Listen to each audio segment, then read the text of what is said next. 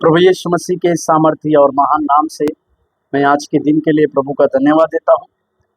एक वचन की ओर अपने ध्यान को हम आकर्षित करें जो इब्रानी की पत्री 4 अध्याय 12वें वचन, इब्रानी की पत्री उसके 4 अध्याय और 12वें वचन जहाँ लिखा है, क्योंकि परमेश्वर का वचन जीवित, प्रबल और हर एक दोधारी तलवार से भी बहुत चौका है और प्राण और आत्मा को और गांठ गांठ और गूंदे गूंदे को अलग करके आर पार छेदता है और मन की भावनाओं और विचारों को जांचता है। परमेश्वर ने इजरायली लोगों से जिस प्रकार से वायदा किया था कि वो उन्हें एक कनान देश में पहुंचाएगा करके, परंतु उनके स्वभाव के चलते, उनके बुरे व्यवहार के चलते, परमेश्वर के ऊपर लगातार दोष लगाने के चलते, कुड़कुड़ाने के चलते परमेश्वर ने क्रोध में शपथ खाई कि वे उसके विश्राम में कभी प्रवेश नहीं कर पाएंगे। केवल कालेब और यहोशू और कालेब, यही दो ही व्यक्ति उस आशीषित कनान देश में प्रवेश कर पाए बोलकर लिखते।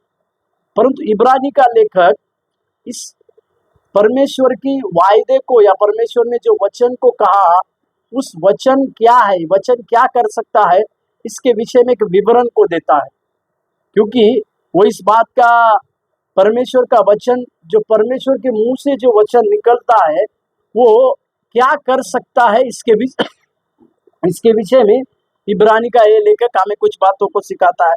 सबसे पहले परमेश्वर का वचन क्या है, तो परमेश्वर का वचन जीवित, प्रबल और दोधारी तलवार से चौका है। परमेश्वर का वचन जीवित है कहने का मतलब क्या है कि जो हमारे जीवन में जो मरी हुई चीजें हम देखते हैं, शायद हमारा आत्मिक जीवन मरा हुआ हो या कई एक प्रकार के मरी हुई चीजों को अगर हम देखते हैं, तो जब परमेश्वर के लिखित वचन की घोषणा हम वहां पर करते हैं तो वे सारी चीजें जी उठती है। इसी के लिए इब्रानी का लेखक परमेश्वर के वचन को जीवित कहता है। और हम इस बात को जानते हैं कि आज भी परमेश्वर का वचन जीवित है और जीवित रहेगा।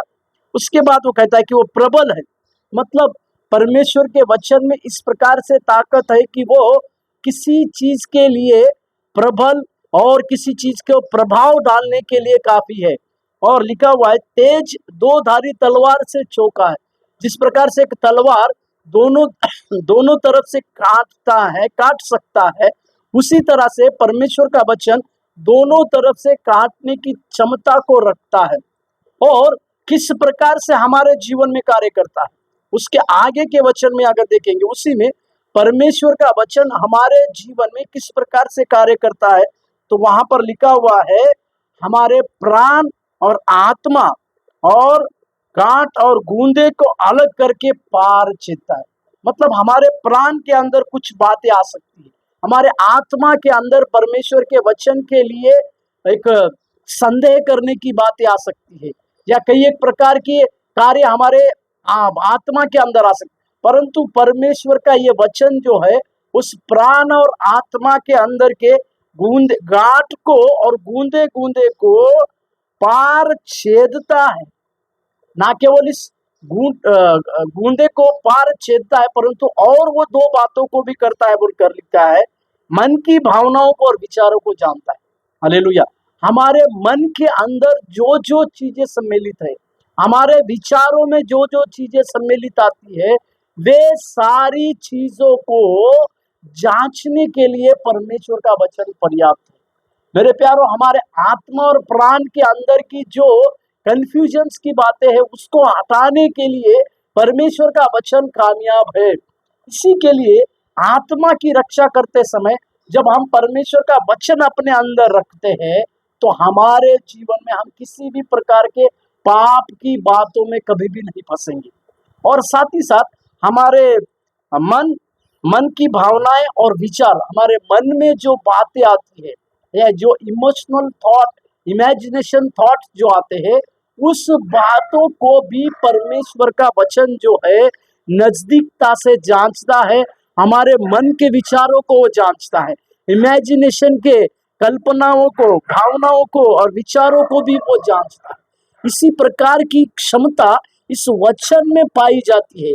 आज के सवेरे के समय वो जीवित वचन है, वो प्रबल करने वाला, तेज दो धारी तलवार से भी छोका वचन है, जो हमारे आत्मा और प्राण में जो कुछ बातें जो अनुचित है उसे छांट कर और परमेश्वर के काम के लिए लगाने वाला, और हमारे मन की भावनाओं को समझने वाला, और हमारे विचारों को जानने वाला, इस वचन की सेवकाई करने वाले आप और हम आज और भी परमेश्वर की ओर जाकर, और भी बड़े पैमाने में जाकर परमेश्वर के इस वचन की घोषणा कर कर हमारे जीवन की आशीष भरी बातों को प्राप्त करने पाए। प्रभु आज के दिन आपके लिए आशीष दे। धन्यवाद।